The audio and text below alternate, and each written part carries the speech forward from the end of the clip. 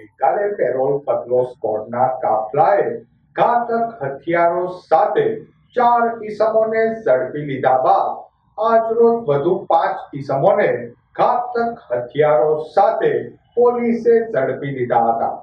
Parole પગલો સ્કોડના કાફલાએ બાતમીના આધારે જય ઉર્ફે જયલો ધર્મેન્દ્રભાઈ ચૌહાણ, અનીસ રફીકભાઈ નોડિયા, યુનુસ યુસુફભાઈ નોડિયા, जुनेद यूनुसभाई नोडिया तथा फिरोज दिलीपभाई नोडियाने घातक हथियारों સાથે પોલીસે ઝડપી લીધા હતા.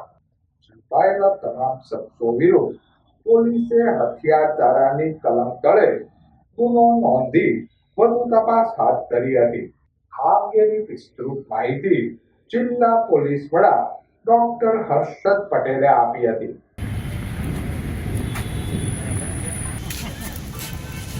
સાટા આવે ને પેલા કવર નો ખોલે કે જો મારો મોબાઈલ નથી ચાવી મારી એક અહીંયા પડી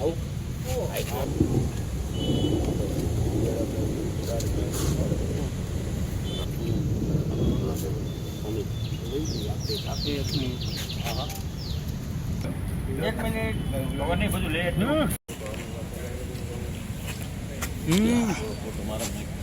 ભાવનગર જિલ્લામાં છેલ્લા 3 દિવસમાં 5 પોલીસ સ્ટેશનમાં થઈ 5 આર્મ્સ એક્ટના ગુના દાખલ કરવામાં આવેલા છે. પેરોલ ફરલો સ્કોડના પીઆઈસી જેબલિયા, પોલીસ કર્મચારીઓ સોહિલભાઈ અને હિરેનભાઈને ચોક્કસ બાતમી છેલ્લા ઘણા દિવસથી મળતી હતી કે પાલીતાણા તથા એની આજુબાજુના ડુંગરપુર ગામના અમુક ઈસમો કોઈ કારણસર પોતાની પાસે વેપન રાખી અને ફરે છે. આ બાબતે બાતમી કન્ફર્મ થતા એક ઇનોવા કાર ભાવનગર શહેરમાં રોકવામાં આવે છે. એમાં બેસેલા ઈસમોની તપાસ કરતા 4 આરોપી પૈકી 2 આરોપી પાસેથી 3 ગેરકાયદેસર વેપન જપ્ત થાય છે. આ 4 આરોપી વિરુદ્ધ નિલંબાગ પોલીસ સ્ટેશનમાં ગુનો નોંધી આગળની તપાસ હાથ ધરવામાં આવે છે. વર્તેજ પોલીસ સ્ટેશનની હદમાં એક ક્રેટા કાર સાથે અન્ય 2 આરોપી મળી આવે છે, જેની પાસેથી 2 ગેરકાયદેસર હથિયાર બરામદ થાય છે. આ બંને આરોપીની વિરુદ્ધ આર્મ્સ એક્ટ નીચે ગુનો દાખલ કરી આગળની તપાસ હાથ ધરવામાં આવે છે. તપાસ આગળ જતા પેરોલ ફરલોની ટીમને હ્યુમન ઇન્ટેલિજન્સથી બાતમી મળે છે કે હજુ બીજા 3 આરોપીઓ કે જેમની પાસે ગેરકાયદેસર હથિયાર હોવાની શક્યતાઓ રહેલી છે તે લોકો પાલીતાણા અને એની આજુબાજુના વિસ્તારમાં ફરતા છે. બાતમી કન્ફર્મ કરતા 3 આરોપીને પકડી લેવામાં આવે છે.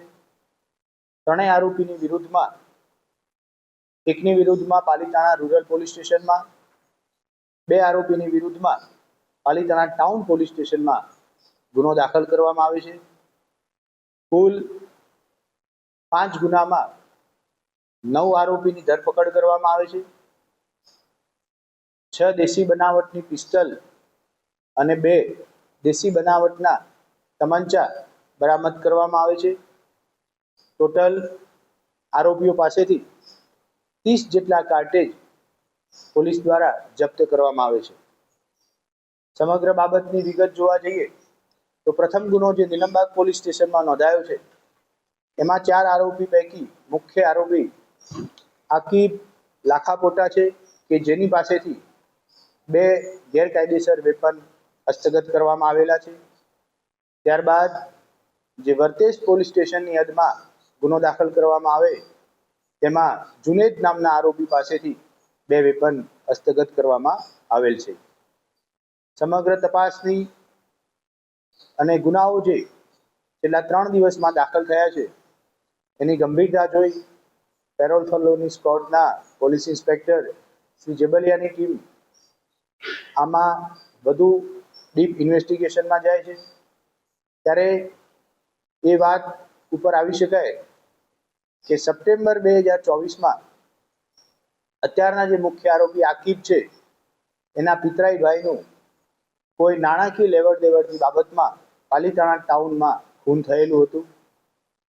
અત્યારના આરોપીઓને ક્યાંક ના ક્યાંક એવો ભય, એવી દહેશત છે કે જે આરોપી મર્ડરના ગુનામાંથી જામીન મુક્ત થઈ અને એમની ઉપર હુમલો કરવાની શક્યતાઓ છે.